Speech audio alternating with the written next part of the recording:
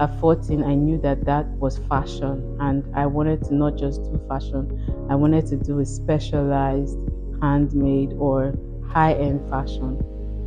And growing up, that was a foreign concept because I was growing up at the southern part of Nigeria. It was a very small town. Me saying I wanted to be a fashion designer was foreign to everybody in my family and anybody that heard me. But it was just a vision, and I just continued to nurture it. In the heart of Nigeria, amidst the vibrant colours and rich cultural tapestry, a young girl's dream began to take shape. Ose Ogpamen, born into a middle-class family, discovered her passion for fashion at the tender age of 14.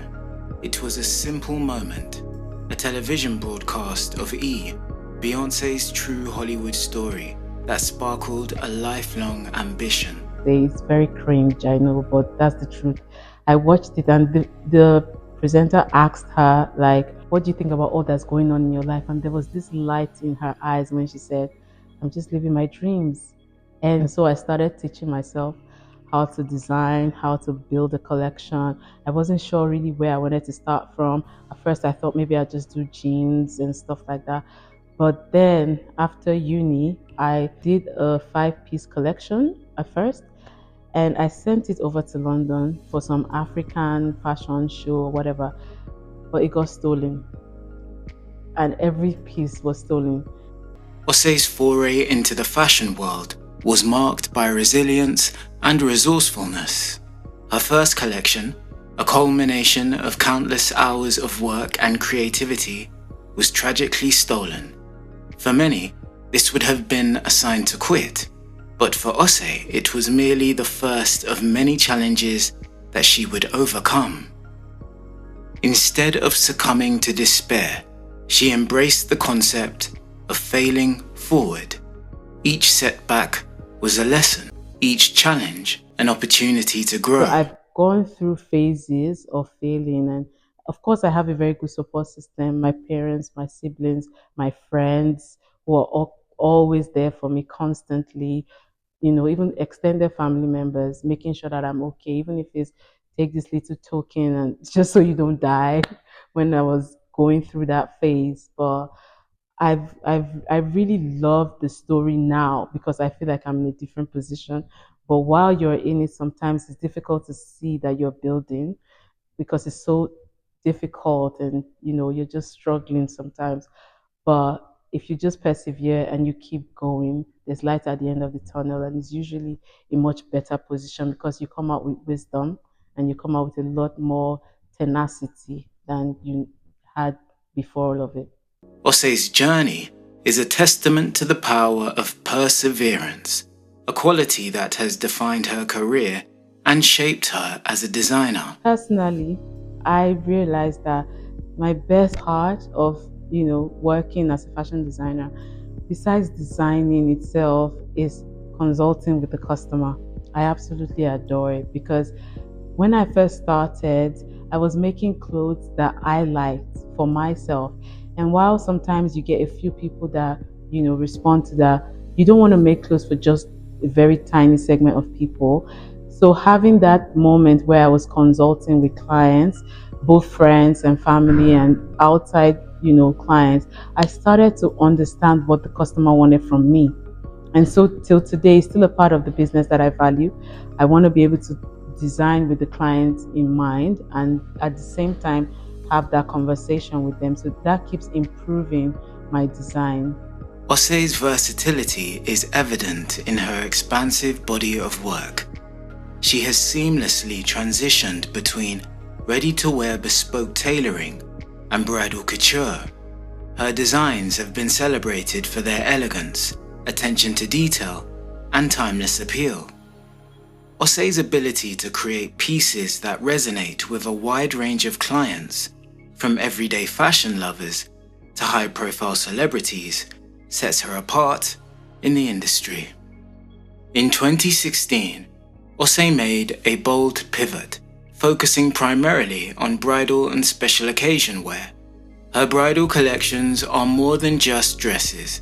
They are expressions of individuality and romance. she believes in creating timeless pieces that outlast fleeting fashion trends, a commitment to sustainability that guides her design's philosophy. Especially with the fashion industry being so wasteful, I wanted to do my part to be able to add value or be able to leave the planet in a better place than I met it when I came into the world. So that became a passion project even within the business. And that's why sustainability is a strong part of our story now. Primarily, my main focus with sustainability is waste management. So we're very, which is where again the customer consultation is very important, because the more you know your customer, the less you're going to waste, because you get to know what they really want from you. Second of all, uh, when it comes to the environment, we're very interested in making clothes with natural fibers. When we bring it in, then we apply the local techniques and all that to the fabric and then create designs that tell an African story. It's very important for me, especially to tell a Nigerian story, because Nigerians are known for a lot of other, bad things in the press, but I want to be able to tell the good side of Nigeria and Africa as a whole. So we tell African stories through our prints most of the time. So our first collection was about like the cowries and its spiritual and financial significance to Africa. And then the second one was about Queen Amina of the northern part of Nigeria, who's known for her strength. She was a warrior queen and a warrior princess. And the last collection we've had so far really is just about the Edo people, the Benin Kingdom, and its strength and its dominance in West Africa prehistorically. So basically, that's I'm trying to sell a story where that celebrates the strength of Africa, that celebrates our heritage, but in a modern way. We don't want to make clothes that only Africans relate to. We want to make clothes that women all over the world relate to. However, still putting out the consciousness of Africa and Africans to the world. Despite the glamour associated with the fashion industry, Osei's journey has been anything but easy. The COVID-19 pandemic presented another significant hurdle, disrupting business and forcing a reimagining of her brand's direction. But even in the face of such unprecedented challenges, Osei's resilience shone through. She adapted quickly, pivoting her business model to meet new demands and continuing to serve her loyal clientele. Osei's work is not just about creating beautiful clothes. It's about building a brand that resonates with authenticity and passion. She has been involved in every aspect of her business, from design to production to client relations. Her hands-on approach ensures that every piece meets her exacting standards and reflects her vision. Yet, this journey is not just Osei's alone. It involves a dedicated team who share her passion and vision. Together, they work tirelessly to bring each collection to life, often under tight deadlines and with limited resources. The story of Osei Okpamen is also the story of these unsung heroes who contribute to the brand's success. My goal is to be able to launch the brand in various countries all over the world. The idea from when I was a kid was to build a global luxury fashion brand. That was always the idea. So where I am now, I think is wonderful. Setting up and being a British brand thoroughly, I think excites me. It's very important for me. And I love the British culture. I've always wanted to move here and be here as well. However, we also want to target other markets of the world. We want to be able to launch the bridal line back again. The bridal line slash special occasions dresses. And I think I'm a creative at heart. So that's actually my bread and butter, making fabric flowers and working with Swarovski crystals and hand painting and stuff like that.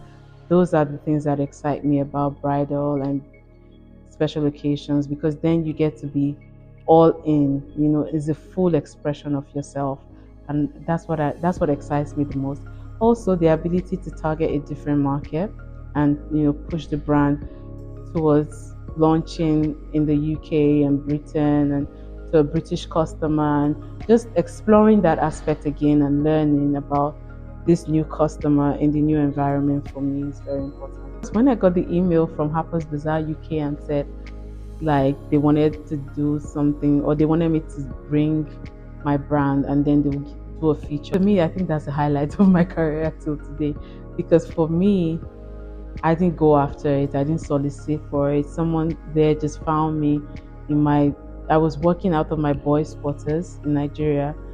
That's where my team, my tailors, everybody was. To have that kind of response from a big brand like that, and I'm doing something out of my basement. I think that for me, that was the most reassuring moment of my career. It gave me the reason to not give up that particular moment. And yeah, that has been like, to me, like the highlights of my career. Yeah. As Osei prepares to relaunch her bridal line, she reflects on her journey with humility and gratitude. Her story is not just one of personal triumph, but also a narrative of community and collaboration. She remains grounded despite her success and continues to aspire for growth and innovation in her work. Today, Osei Okpamen stands at the cusp of new opportunities.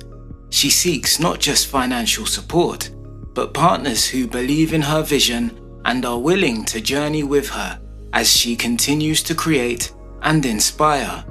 Her story is a powerful reminder that with resilience, creativity, and a bit of faith, even the most challenging paths can lead to beautiful destinations. Join us as we continue to follow Osei's journey, celebrating the power of dreams, the strength of perseverance, and the beauty of fashion. This is not just a story about clothes. It's a story about life, love, and the endless pursuit of excellence.